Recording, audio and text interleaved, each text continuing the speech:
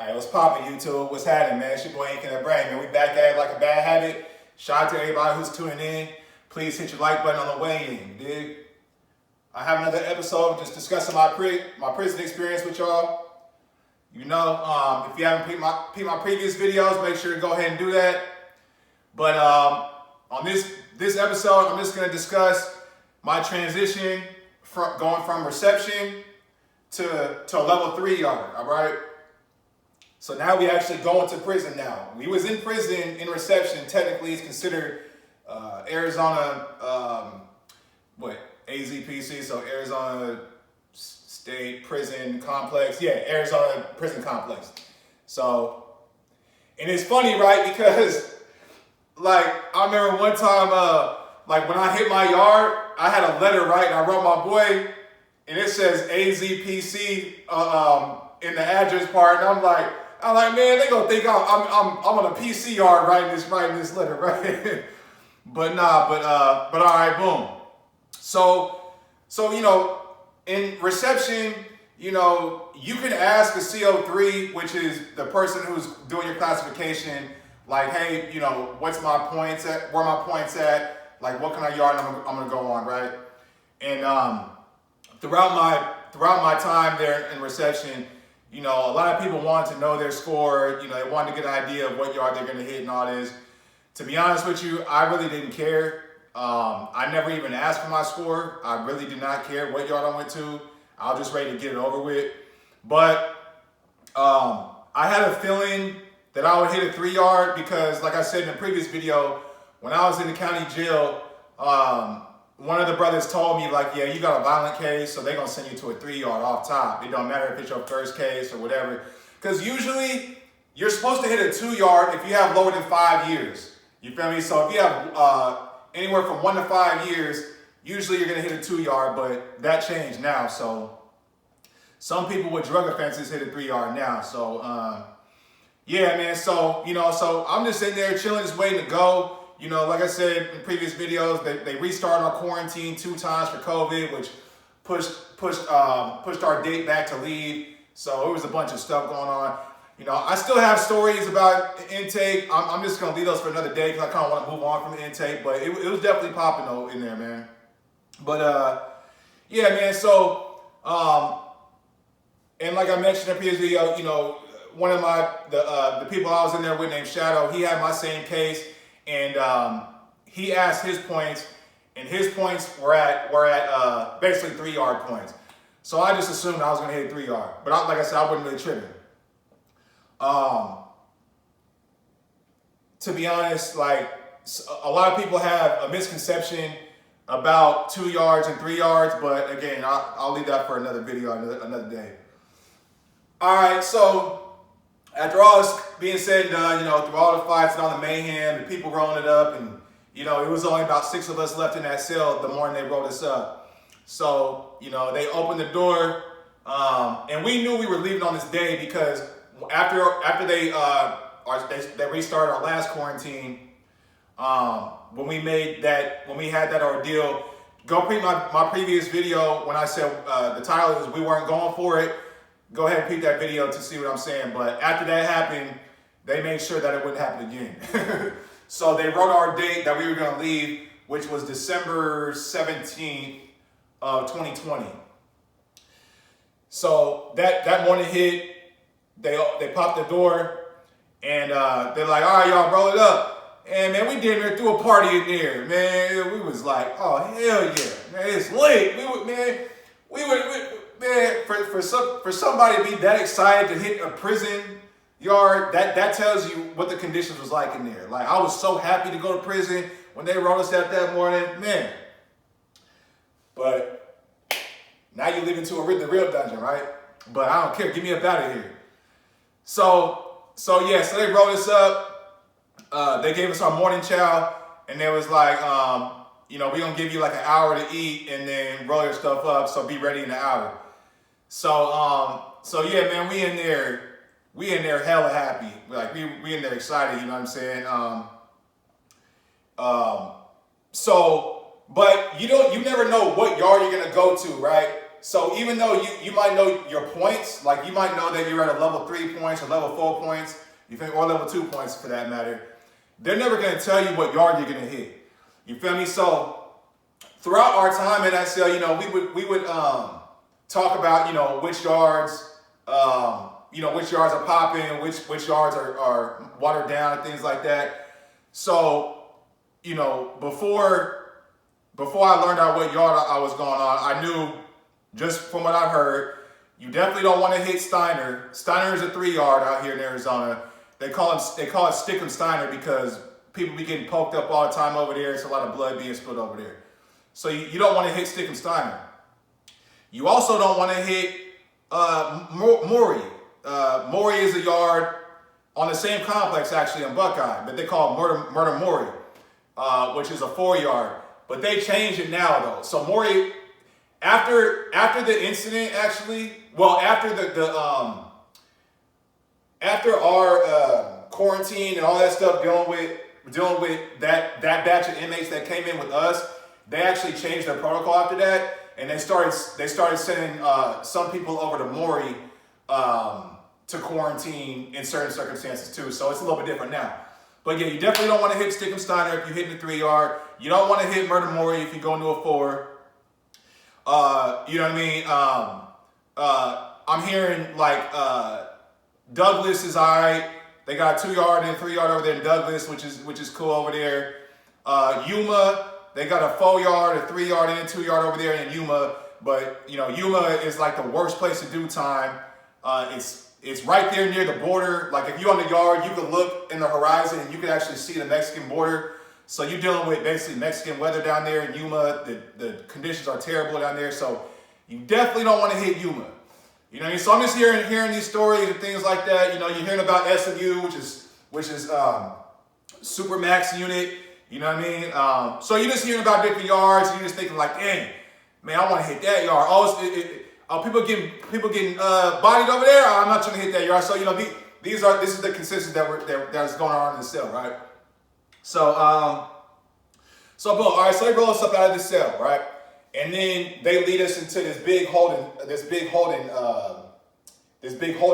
cell, but it's like outside. So it's like a gate, a big holding unit, I guess you could say, a gated unit, right? So we all in there. Man, lo and behold, man, Boogie is in there with us. Em is in there with, basically all the people that rolled it up out the cell, you feel me, was in there with us. And it was just crazy because we was in there like man, and people just kind of laughing and you know what I mean? But it was what it was, but it was like, man, it is what it is, man. We all leaving now. But so they take us from the holding spot. And then they put us inside this building, and everybody who's going to Department of Corrections that day was in there. So they lined everybody up in 2 rows. They make everybody strip out and get butt ass naked. You feel me? And then they put a prison jumpsuit on you, and basically, actually no, I think it's a t-shirt. I think you're in a t-shirt. Yeah, you're in an orange t-shirt and orange like sweatpants. And then they shackle you up. And it's on some real slavery shit. Like this shit is like, you feel like you an Amistad in this motherfucker, like 13 years enslaved in this motherfucker, man. So you get shackled up, they make you turn around, shackle your ankles up. So now you shackled up like this until you hit your yard. So you're going to be shackled up like this for like 6 hours, 8 hours, 12 hours, depending on where you go. It's the most uncomfortable thing I've ever went through, I think. Like just being like this, and if you turn, you got to turn like this, and you can't reach over you can't do nothing. You know what I mean? If you got to scratch your back, you can't scratch your back. So it's all bad. And on the ride there, your back is stiff and hurting. It's all bad, y'all. Real talk. That transition ride, going from intake to the prison yard, ain't no joke. But yeah, so we all out there, man, and wait, what's that happening? Yeah. So they shackle us up, right? So then they lead us out. They lead us out this door, and then when they lead us out this door, there's this big window, or not a window, a big mirror. And I looked to the right and saw myself. Now, I haven't seen myself in like 2 months. You know, going from the county jail to intake, there's no mirrors. So I literally never saw myself, right? Now, mind you, I've been working out pretty good for like, 2 months straight now. Just doing a lot of push-ups and burpees, you feel me? Things like that. Leg lifts, all that shit. So I looked in the mirror.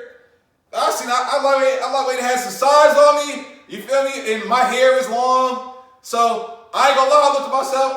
My first thought was like, damn, I look good as hell right now. That's really how I thought. It was funny, man. Like, man, just seeing myself in the mirror was like a breath of fresh air, man. You know, it's crazy how when little things get stripped from you in society and you get it back, you really see like damn, you really appreciate the little things, man. Just being able to see myself in the mirror was a boost of confidence. I'm looking good, you feel me? I'm on HUD, still handsome and attractive, you dig what I'm saying? Hair banging, you feel me? So I'm like, it's lit. I'm leaving intake to go to prison. It's lit. This is my mindset, y'all. Crazy. But you have to adapt, you feel me? So my mindset was like, man, I'm ready to get this over with. Let's rock out. You feel me? Ain't no time to sulk and be all sad and be nervous about what yard you're gonna hit. Like I said, I didn't know what yard I was going on. I didn't care. Whether it was Murder Maury or Stickelstein, wherever I was going, it was whatever. Just get me up out of here, right? So boom. So we shackled up, and then they lead you out to the buses, and there's maybe 5 or 6 different buses, and everybody's just waiting out there to get their name called. And when they call your name, they have a bag, which is like whatever you came from county with. It has your name on it, and then it has an abbreviation, and the abbreviation is your yard. So actually, excuse me, y'all. I kind of jumped ahead. This actually happened before they shackled us up. So when they brought us outside the holding gate, that's when they call your name with the bag, and it had your abbreviation on it. So when they call the people's name out, Rhino, he'd been down before, so he knows the abbreviation. So, you know what I mean? If you have I think it's WS on it, that's Winslow. You know what I mean? YO is Yuma, so on and so forth. So they call names out, and Rhino could see, and if he knew you, then Rhino would tell you, like, oh, you going to Yuma, like, oh, you going to Winslow. You feel me? So when they did that, they called out Shadow's name, they gave him his bag, it had YO on it. And then he's like, oh, okay, so you going to Yuma. They call out my name.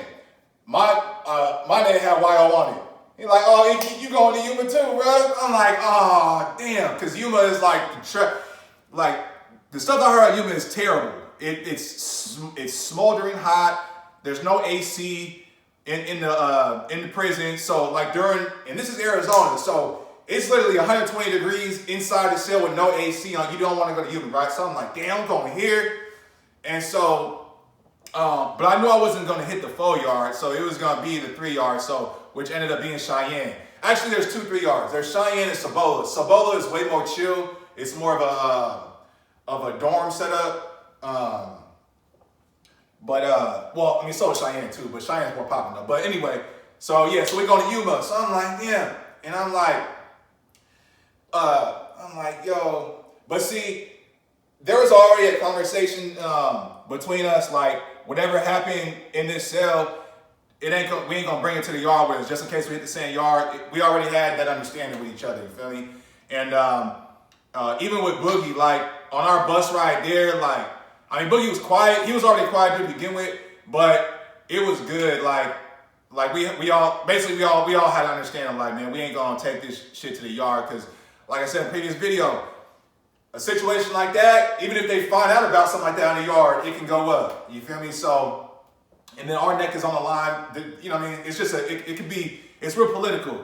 You know what I'm saying? So I wouldn't worry about that, but it was just a big coincidence. Like, damn, we all hit the same yard, me, Boogie, and Shadow. And Shadow had got into it with Boogie, so. But like I said, they made amends, and it was all love. Like, they both had respect for each other after that happened. So it wasn't no funk. It wasn't nothing like that. It was all good after that happened. So boom. So yeah, man. So You know what I mean? And then so then they shackle us up and all that. Now we out to the buses. And then, you know, they call J4. J4 going to Cimarron, which is a 4 yard in Tucson. So, you know, he called him out. He like, all right, J4, like, hey man, calm down though, youngin, you know what I'm saying? But good luck with your time. And he's like, all right, man, but I already knew J4 was gonna have a hell of a sentence. He was just a wild youngster, right? His tickets were sky high, so.